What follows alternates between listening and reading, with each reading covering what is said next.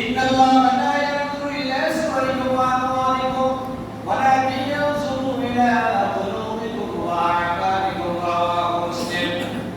বিশ্বনবী জনাব মুহাম্মদুর রাসূলুল্লাহ ফরমান, ও আমার সাহাবীরা শুনো, আল্লাহ রাব্বুল আলামিন তোমাদের চেহারার দিকে, তোমাদের আকার আকৃতির দিকে, তোমাদের দেহের অবয়বের দিকে তাকান না। ওয়া আমওয়ালিকুম তোমাদের গাড়ি বাড়ি, তোমাদের ধন সম্পদ, তোমাদের প্রচুর পরিমাণ সম্পদের দিকে আল্লাহ তাকান না।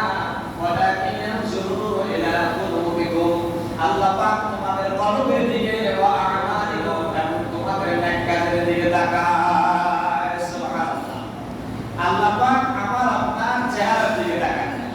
আমি আপনি কতটুকু লম্বা, কতটুকু সুন্দর, কে কোন বংশের, কে কতটুকু জ্ঞানের অধিকারী, এগুলোর দিকে আল্লাহ কি তাকান না। ওয়ালাকিন ইয়ানজুরু ইলা কুলুবিকুম ওয়া আমওয়ালিকুম আপনি কতটা গাড়ি বাড়ি, কতটা জমিদারে আপনার আছে, কতটুকু সম্পদের বাড়ি, আল্লাহ এগুলোর দিকেও তাকান না। আল্লাহ চায় ওয়ালাকিন ইয়ানজুরু ইলা কুলুবিকুম আল্লাহ চায় আমার আপনার কলব, আমার আপনার অন্তর, আল্লাহ চায় আমার আপনার নেককা, আমার আপনার নেককা তার কলব চায়, আল্লাহ কিছু চায়।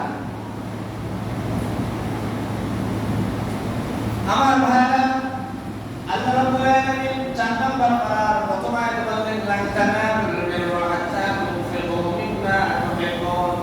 ও দুনিয়ার মানুষেরা, তোমরা ততক্ষণ পর্যন্ত আল্লাহর প্রিয় বান্দা হতে পারবে না ততক্ষণ পর্যন্ত না তোমাদের প্রিয় বস্তু, একেবারে সবচাইতে দামি জিনিস, প্রিয় সম্পদ দ্বারা আল্লাহর রাস্তায় কুরবানি না করবে ততক্ষণ পর্যন্ত তোমরা আল্লাহর প্রিয় বান্দা এই রূপান্তরিত হতে পারবে না। তাহলে আল্লাহ প্রিয় বান্দা হতে হলে সবচেয়ে দামি, সবচেয়ে সুন্দর, সবচেয়ে আগ্রহের অ্যাট্রাকশন যে জিনিসের প্রতি, আকর্ষণ যে জিনিসের প্রতি আছে, এমন জিনিস আল্লাহর রাস্তায় ব্যয় করলে আল্লাহর নৈকট্যশীল বান্দা হিসাবে আমরা পরিগণিত হতে পারবো। আল্লাহ রাব্বুল আলামিন বলেন, ইয়ানাল্লাহু লুহা ওয়ালা দিনাহুহা ওয়ালাকিন ইয়ানালুহু আল্লাহ রাব্বুল আলামিন বলেন, ও দুনিয়ার মানুষেরা, তোমরা যে কুরবানি করো, ওই কুরবানির জবাইকৃত পশুর গোশত, রক্ত, কোনো কিছুই আমি আল্লাহ পর্যন্ত পৌঁছে না। আমি আল্লাহ পর্যন্ত পৌঁছে তাকওয়া সম্পর্কটা হলো কলবের সাথে। তাহলে অর্থ দাঁড়ায়, এ বান্দা তোর ওই কলবটাই আমি চাই, যে কলবের ভিতরে আমি আল্লাহর ভয় আছে, তাকওয়া আছে, ওই তাকওয়া সম্পৃক্ত, তাকওয়া সম্পূর্ণ কলবটাই আমি আল্লাহ তোমাদের কাছ থেকে চাই। তাহলে আল্লাহ আমার আপনার গাড়ি বাড়ি, ধন সম্পদ, চেহারা সুরত, আকার আকৃতির দিকে তাকান না। আল্লাহ পাক তাকান আমার আপনার কলবের দিকে, আল্লাহ পাক তাকান আমি আপনার আমলের দিকে। তাহলে আমলটা সুন্দর করতে হবে আর কলবটাও সুন্দর করতে হবে। এই দুটো যদি সুন্দর হয়ে যায়, আমার আপনার নাজাতের জন্য যথেষ্ট হয়ে যাবে।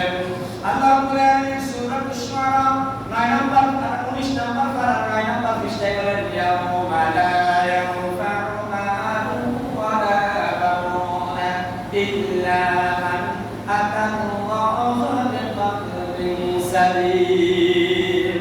ও দুনিয়ার মানুষেরা, তোমার ছেলে মেয়ে, ধন সম্পদ, গাড়ি বাড়ি কিছুই কিয়ামতের ময়দানে তোমার উপকারে আসবে না। ইয়াউমা লা ইয়ানফা'ু মালুন ওয়ালা বানুন ইল্লা মান আতাল্লাহা বিকলবিন সালিম। কেবলমাত্র শুধুমাত্র কাজে আসবে বিশুদ্ধ মন, যেই কলবের ভিতরে তাকওয়া আছে, যেই কলবের ভিতরে আল্লাহ বিধি আছে, ওই ফরজকারী মুত্তাকি কলবটা একমাত্র কেবলমাত্র তোমার উপকার করতে পারবে। সুবহানাল্লাহ। আল্লাহ রাব্বুল আলামিন 22 নম্বর পারা 11 নম্বর পৃষ্ঠায় বলেন, ওয়া আমওয়ালুকুম ওয়ালা আমওয়ালুকুম বিল্লাতী তুকাররিবুকুম ইনদানা সুলফা ইল্লা মান আমানা ওয়া আমিলা সালিহান। আল্লাহ পাক বলেন, তোমাদের ছেলে মেয়ে, তোমাদের গাড়ি বাড়ি, তোমাদের প্রচুর পরিমাণ সম্পদ, এগুলো আল্লাহর নৈকট্যশীল বান্দাকে রূপান্তরিত করতে পারবে না।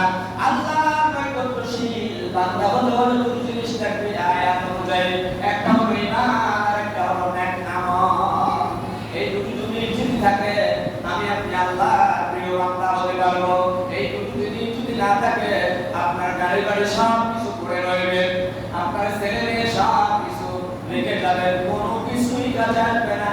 যে আমলটা করে যাবেন সে আমলটা আপনার আমার উপকারে আসবে, ঠিক কি না? তাহলে আমরা এই যে সামনে কোরবানি আসতেছে, আমরা কোরবানি কি আল্লাহর ভয়ে দেব না মানুষকে দেখানোর জন্য দেব? আল্লাহর ভয়ে যদি দেই, আল্লাহকে খুশি করার জন্য যদি দেই, তাহলে আমার আপনার কোরবানি কবুল হবে। বিশ্বনবী বলেন ঈদের দিন ফরজ নামাজের উপরে সবচেয়ে গুরুত্বপূর্ণ আমল হলো কোরবান করা। কোরবান যারা করবে প্রত্যেকটি ফসলের জবাইকৃত ফসল, প্রত্যেকটি ফসলের বিনিময়ে এক একটা নেকি আপনার আমলনামায় আল্লাহ পাক লিপিবদ্ধ করে দেবেন। সুবহানাল্লাহ। যার অন্তরে আল্লাহর ভয় আছে ওই বান্দা পশুর বানাই সুর বসাইতে দেবে, আল্লাহর দরবারে বান্দার কোরবান কবুল হইতে কোনো দেরি হবে না। আর এই বান্দা গোশত খাওয়ার জন্য মানুষকে দেখানোর জন্য কোরবানটা দিল, তার কোরবানটা কোরবান হবে না, অন্যান্য দিন বাজার থেকে গোশত কিনে এনে খাবার মতো হবে। যেমন এখন মেহমান আসলে গোশত কিনে আনলেন, সাওয়াবও নাই গুনাহও নাই, সাওয়াবও নাই গুনাহও নাই। মেহমানকে যদি গোশত না খাওয়ান কবিরা করা হবে না, আবার মেহমানকে যদি গোশত খাবার তাহলে একেবারে ফরজ হবে না। খাওয়াইলে মেহমান আসলেন, মেহমান তার গলায় মুস্তাহাব জায়েজ। আপনার অন্তরে যদি আল্লাহ ভীতি না থাকে, আল্লাহর ভয়ে যদি আল্লাহর সন্তুষ্টি কামনা না করে যদি কোরবান করেন, কোরবানি হবে না। বাজার থেকে অন্যান্য যে গোশত কিনলে যা হয় তাই হবে। কথা কি ক্লিয়ার? قال رسول الله صلى الله عليه وسلم বিশ্বনবী জনাব মুহাম্মদুর রাসূলুল্লাহ সাল্লাল্লাহু আলাইহি ওয়াসাল্লাম বলেছেন, মান ওয়াজাদা সাআতান ওয়া দামিকা ফালা ইয়াকরাবান্না মুসাল্লানা। ওয়া আমার সাহাবীরা শুনো, যাদের উপর কোরবানি ওয়াজিব হয়েছে ওই মানুষগুলো যদি কোরবানি না করে তারা যেন আমার ঈদগাহে না আসে। ইসলামী সরকার যদি বাংলাদেশে কোনো সময় কায়েম হয়, অনুসন্ধান করে হয়তো দেখবে কার কার উপর কোরবানি ওয়াজিব হয়েছে, কারণ এটা ইসলামিক বিধান, এটা ওয়াজিব বিধান। যার উপর কোরবানি ওয়াজিব হয়েছে কোরবানি দেয় নাই, ব্যাংকে তালাশ করে যখন দেখা যাবে এই ব্যক্তি যাকাত দেয় নাই, যার উপর যাকাত ওয়াজিব, যার উপর ফিতরা ওয়াজিব, তার উপর কোরবানি ওয়াজিব। যাকাতের নিসাব যেটা, ফিতরার নিসাব যেটা, কোরবানির নিসাব সেটা। তবে শর্ত হলো যাকাতের জন্য সম্পদটা 1 বছর স্থায়িত্ব লাভ করতে হবে, কিন্তু ফিতরার জন্য আর কোরবানির জন্য 1 বছর স্থায়িত্ব লাভ করার প্রয়োজন নেই। জিলহজ মাসের চাঁদ উদিত হলো 8 তারিখ পর্যন্ত, 9 তারিখ পর্যন্ত আপনার কাছে কোনো টাকা নাই। 10 তারিখ সকালবেলা ঈদুল আজহার কোরবানি যখন শুরু হয়, ইন্টারমিডিয়েট আপনি দেখলেন সাউথ আফ্রিকা থেকে অথবা দক্ষিণ কোরিয়া থেকে আপনার ছেলে টাকা পাঠাইছে, ব্যাংকে এসেছে, মেসেজ এসেছে, আপনার ব্যাংকে 1 লক্ষ টাকা 52 দোলার পর টাকা হলো 84 থেকে 85,000 টাকা, 85,000 টাকা আপনার ব্যাংকে জমা হয়ে গিয়েছে। ডেবিট ক্রেডিট সব হিসাব করার পরে আপনার উপর ওই সময় থেকে আপনার উপর কোরবানিটা ওয়াজিব হয়ে গেল। আপনি যদি কোরবানি এই 3 দিনের ভিতরে না করেন, 10 তারিখ, 11 তারিখ, 12 তারিখ সূর্য অস্ত যাওয়ার আগ পর্যন্ত এই 3 দিনের ভিতরে যে কোনো টাইমে আপনি সময় সুযোগ মতো আপনি কোরবানি করবেন। আপনি যদি কোরবানি না করেন তাহলে আল্লাহ রাসূল বললেন সে যেন ঈদগাহে না আসে। তার মানে হলো ঈদগাহে আসে কোনো লাভ নাই, তার ঈদের নামাজটা আল্লাহ কবুল করবেন না। নাউজুবিল্লাহ। আমাদের প্রত্যেকটা বাড়িতে ছেলে যদি করে কোরবানি দেওয়ার না হবে না কোরবানি, কারণ কোরবানিটা হলো 4 টাকা তার আবাদত। বলেন কি বলছি? 4 টাকা তার আবাদত। এবাদতটা এইভাবে বোঝায় আপনার নামাজ আপনি পড়লে হবে, আপনার নামাজ অন্য কেউ পড়তে পারবে না। কথা কি ক্লিয়ার? আপনার নামাজটা আপনি পড়তে হবে, আপনার নামাজ অন্য কেউ পড়লে হবে না। আপনার উপর নামাজ ফরজ, আপনি নামাজ পড়তে হবে। আপনার ভাইয়ের উপর নামাজ ফরজ নয়, সে অসুস্থ হয়ে আছে, তার হুঁশ নেই, সে পাগল, তার উপর নামাজ ফরজ নাই। এখন আপনি যদি আয়েশা প্রথমে আপনার নামাজ পড়লেন, আমরা কোনো ভাই একাত্রে একই বাড়িতে থাকি, এবার আমার ভাইয়ের নামাজটাও পড়ে হবে না। কোরবানিটা হলো এরকম, 4 টাকা তার আবাদত, 4 টাকা তার আবাদত। ছেলে 3টা থাকে বিদেশে, 3 ছেলের উপর কোরবানি ওয়াজিব। মায়ের নামে অ্যাকাউন্টে টাকা আছে, টিডিআর করা আছে, এফডিআর করা আছে, এইভাবে ডিপিএস আছে। প্রত্যেকটি মা বোন হিসাব করে দেখবে তার ঘরে স্বর্ণ অলংকার আছে। ওই স্বর্ণ অলংকার থাকার কারণে যখন সে হিসাব করে দেখবে তার কাছে 52.5 তোলা রৌপ্য, 52.5 তোলা রৌপ্য অথবা 7.5 তোলা স্বর্ণ সমপরিমাণ টাকা আছে, ব্যাংকে আছে, নগদ ব্যবসায়িক পণ্য আছে, ওই ব্যক্তির উপর যাকাত ফরজ, ওই ব্যক্তির উপর ফিতরা ওয়াজিব, ওই ব্যক্তির উপর সমানভাবে কুরবানি দেওয়া ওয়াজিব। এখন আমার দেশে স্বামী কোরবান দেয়, বউ খায়, অথচ বউর ময়দানে সবকিছু হিসাব করে 8-10 লাখ টাকার সম্পদ আছে না নাই, কিন্তু আমার মায়ের বোনেরা কোরবানি দেয় না। বিশ্বনবী বললেন এই মানুষগুলো যদি কোরবানি না দেয় এরা যেন বিজ্ঞানী না আসে। এই হাদিস শরীফ দ্বারা ওলামায়ে কেরাম করেছে, মানে হলো ওই ব্যক্তির ঈদের নামাজ আল্লাহ পাক কবুল করবেন না। আমরা যা তামাশা করি ইসলামের বিধান নিয়ে, ইসলামের বিধান আমরা নিজেরা কিছু মত করি স্যার। আল্লাহ রাব্বুল আলামিন বলেন যারা ইসলামের বিধানকে নিজেরা নিজেদের মত করে আমল করে এরা হলো সবচেয়ে বড় জালেম। ওয়া মান ইয়াতাআদ্দা হুদুদাল্লাহি ফাকাদ যালামা নাফসা। যারা ইসলামের বিধানগুলো আমকারী মতো আমল করে, নিজেদের মত আমল করে, এই মানুষগুলো সবচেয়ে বড় জালেম। এদের উপর আমি আল্লাহর রহমত বর্ষিত হবে না। যা বন্ধুরা এখন আমলটা দিতে পারে আল্লাহ আকবার। সন্তান যদি গর্ভে থাকে ওই গর্ভস্থিত সন্তানের বাবা জানাজা পড়তে পারছেন, তা বন্ধুরা মায়ের বাবা দেয় দেয়নি দেয়নি। আকিকার কষ্ট মা বাবা পেটে তো হাই হবে, কষ্ট দিলেও মা বাবা এত উঠে যায় হাই হবে।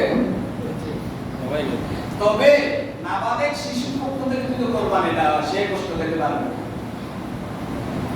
নাবালেগ শিশুর পক্ষ থেকে যদি কোরবানি দেওয়া ওই বস্তু শিশু পাবে, ওইটা আগে পেতে পারবে না, আল্লাহর রাস্তা দিতে পারবে।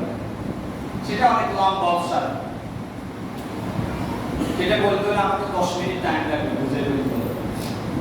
কিন্তু আকিকার গোশত খাবে, আল্লাহর রাস্তায় দিবে।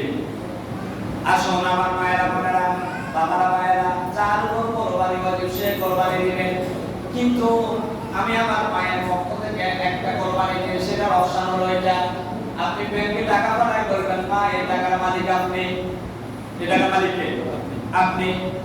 আমরা আপনার সন্তান, আমাদের ইনকামের 6 ভাগের 1 ভাগের মালিক আম্মা। আপনার ইনকামের 6 ভাগের 1 ভাগের মালিক কে? আম্মাকে যাকাতের টাকা দেওয়া যাবে না, কারণ আম্মা ওয়ারিস। ছেলেকে যাকাতের টাকা দেওয়া যাবে না, কারণ ছেলে। স্ত্রীকে যাকাতের টাকা দেওয়া যাবে না, কারণ স্ত্রী ওয়ারিস। যারা ওয়ারিস তাদের ভরণ পোষণ ছেলের উপর স্বামীর উপর, তাদেরকে যাকাতের টাকা দেওয়া যাবে না। আপনি যদি বলেন মা আমি অনেক টাকার মালিক, মা গো আপনার পেট থেকে দুনিয়ায় এসেছি, আমি এই 50,000 টাকা আপনাকে দিলাম, অথবা আমার টোটাল সম্পত্তি 6 লাখ টাকা আছে, 6 লক্ষ টাকা 1 লক্ষ টাকার মালিক মা তুমি। ও মা আমি তোমার পক্ষ থেকে, তুমি যেহেতু আমার মালিক আমার ওয়ারিস, মা গো তোমার সামনে আমি কোরবানি দিব। হয়তো মনে মনে তুমি ব্যথা পাবে, আহারে আমার ছেলে কোটি কোটি টাকার মালিক, ছেলে নিজের নামে কোরবানি দেয়, আমি হতভাগিনী মা আমার নামে একটা কোরবানি দিল না। এটা মা হিসাবে স্বাভাবিকভাবে একটা দুর্বলতা একটা মনের ভিতরে আসতে পারে। আপনি মায়ের নামে একটা কোরবানি দিলেন, সওয়াবটা কিন্তু আপনি পাবেন, আপনার মা খুশি হয়ে যাবে, আল্লাহ খুশি হয়ে যাবে। সুবহানাল্লাহ। এমনটা আমি করি, যতদিন থেকে ইনকাম করি নিজের নামও কোরবানি দেই, মায়ের নামও কোরবানি দেই। মায়ের উপরে ইন্ডিভিজুয়ালি কোরবানি ওয়াজিব নয়, তবে মা যদি সম্পত্তির মালিক হয় মা আলাদাভাবে কোরবানি দেওয়ার ওয়াজিব, কোরবানি দেওয়ার ওয়াজিব। কথা কি বুঝে আইছেন আমরা? অনুরূপভাবে বাবার ক্ষেত্র, বাবা গো আমরা 3 ভাই বিদেশ, সব টাকা আপনার অ্যাকাউন্টে, আপনি মালিক। আমরা 3 ভাই ইনকাম করি, টাকার মালিক আপনি। একটা গরু পছন্দ মতো কিনবেন, আপনি আপনার এক নাম দিবেন, আমার মায়ের নাম এক নাম দিবেন, 3টা নাম আমরা 3 ভাইয়ের নামে বসাইয়া 500 লিখে কোরবান দিবেন। 500 শরীকের টাকা আমরা 3 ভাই ইনকাম করে দিলাম। মাসালা বুঝছেন তো? বুঝছেন তো? এখন মা বোন টাকা এত কষ্ট করবো, তোরে কি এত কষ্ট মাসালা নেই জিজ্ঞেস, তোর উপর কোরবান দেব, তুই কোরবান দিতে হবে। বুঝছেন না?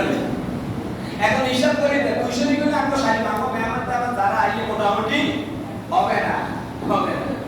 বিশ্বনবী বলেছেন সাত শরীকের কোন এক শরীকের মনের ভিতরে যদি চিন্তা থাকে গোশত খাওয়ার, সাত শরীকের এক শরীকের কুরবানি আল্লাহ পাক কবুল করবেন না। কথা বুঝে আসছে? টাইম তো নাই। তাহলে কুরবানি করব কাকে খুশি করার জন্য? তাহলে 7.5 তোলা স্বর্ণ অথবা 12.5 তোলা রৌপ্য। ভাইও 12.5 তোলা রৌপ্য আর 7.5 তোলা স্বর্ণ আকাশ পাতাল ব্যবধান কিনা? 7.5 তোলা স্বর্ণের অচল হইতে প্রায় 10 লক্ষ টাকা। কি আরো বেশি? 7.5 তোলা মানে 7.5 ভরি। 7.5 ভরি স্বর্ণের দাম প্রায় এখন 10 থেকে 11 লাখ টাকা। এই অপশন হিসাব করলে অনেকই কোরবান দেওয়া লাগবে। কিন্তু আল্লাহ, আপনি আল্লাহর অঙ্গ দিয়ে আটকেবেন, আল্লাহ কি আপনাকে আটকেবে না? আল্লাহ আরেকটা অপশন দিচ্ছে, যদি রৌপ্যের অপশন, রৌপ্যের দাম হলো 12.5 তোলা রৌপ্যের দাম 80 থেকে 85,000 টাকা। আল্লাহ চায় বান্দা তুই ইবাদতে ইখলাস কর, তুই ইবাদতে কি ইখলাস কর, তোর পুরো ইবাদতে টাকা কাটতে না থাকে, তুই ইখলাস পাইতে হলে তোর কিছু সাবজেক্টের দিকে যাতে নির্ভর হতে না হয়, তোর এডিশনাল সাবজেক্টের দরকার নেই। তোরে 84,000 85,000 টাকার মালিক বানাইছে, ও 10 লাখ টাকার মালিক, ও বড় করে দিতে বলল তুই ছোট তো সাগরস্তা কেন হইলো, তুই ইবাদত কর। 50,000 টাকা দিয়ে 100 কিলো রেসর্ট পাইলো, তুই 5,000 7,000 টাকা দিয়ে ছোট সাগরস্তা আপকা এক বছরিয়া সাগরকে দিয়ে করবা, দিনে সমস্যা হবে। আই চাই তুই ইবাদত ইখলাস কর। বুঝেন না লাগে? কথা বুঝে আসছে? তাহলে এখন আপনি টাকার মালিক নন, আপনি যদি দেন করবেন, আপনার নকল করবেন, কোনো অসুবিধা নাই। আর অনেকগুলো মাসালা দরকার, ফেসবুকে আমি আস্তে আস্তে দেবো, এইগুলো আপনারা পাবেন। বিভিন্ন আমাদের জানা দরকার, জেনে শুনে আমল করা দরকার, জেনে শুনে আমল করা দরকার। আল্লাহ পাক আমাদের সবাইকে কোরআন সুন্নাহ অনুযায়ী কুরবানি করার তৌফিক দান করুন। আল্লাহ আলাইহি তাওয়াক্কালতু ইলাইহি। আসসালামু আলাইকুম ওয়া রাহমাতুল্লাহি ওয়া বারাকাতুহু।